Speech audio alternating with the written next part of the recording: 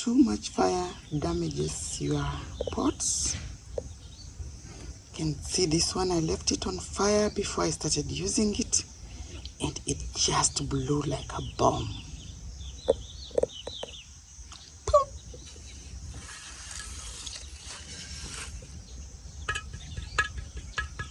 So you have to be very careful when you're using them. And that's why I decided to call this slow living, because these pots don't need to be harassed. They don't need to, you don't use a lot of fire on it.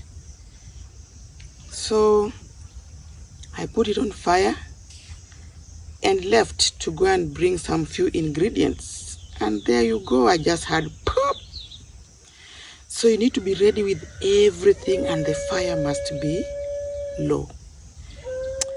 My beautiful pot.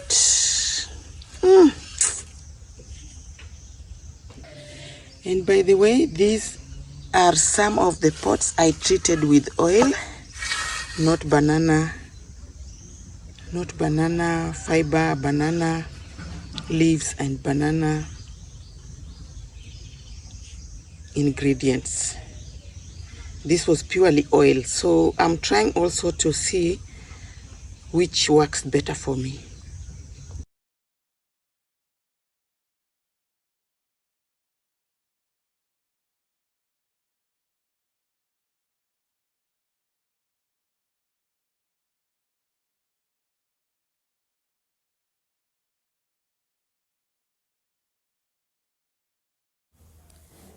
You can see how I took great care. I made sure that I used oil and spread it with my hands with a lot of care and love.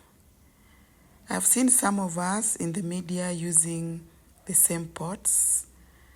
Kindly share how you treated yours so that I may also learn from it.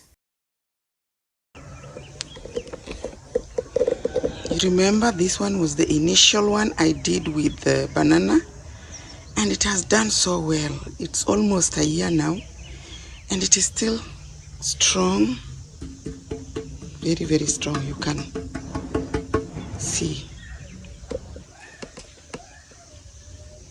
I've used it several times, but still growing strong. As opposed to this one, this is the type that blew, but then I got another one to use on low heat, and it worked also. So you need to know which one you really want. This is so beautiful, but the beauty, you really have to take care with it. And yet this one is ugly, thick, and not very looking very nice, but it's durable. And I also used a different type of treatment. If you can remember, this is what I used to treat it. Those who watched this before, this is how I did the treatment, and I hope that this is the best way to go, even with the modern and the beautiful ones that you have seen me using. And there goes the treated pot. Now I believe you'll not see any breakages. That is what I did with this old one. So in the afternoon, I also took time to just sit down and sort out my peanuts so that I can have it for tomorrow's breakfast.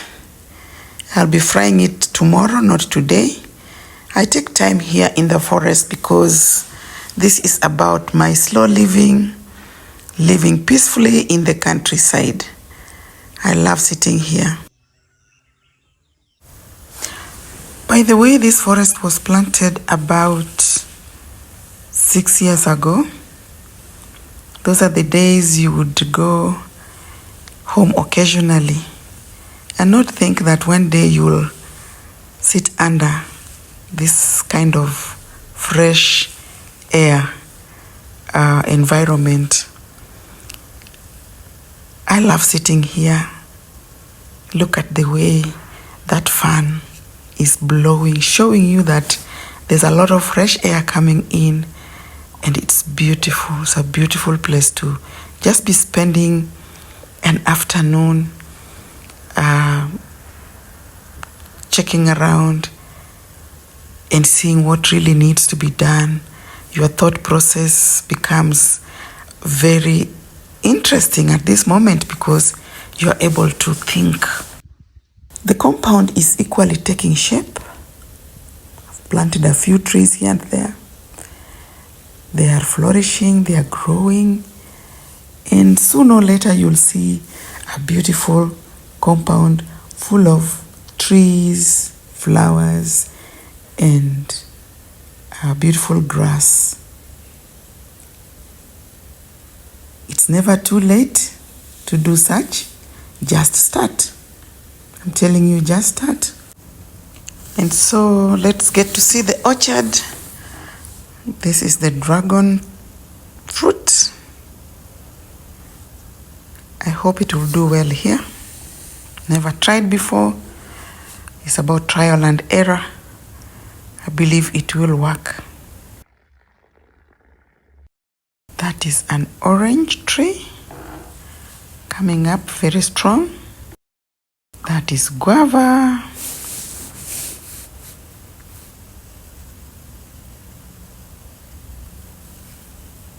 That is apple.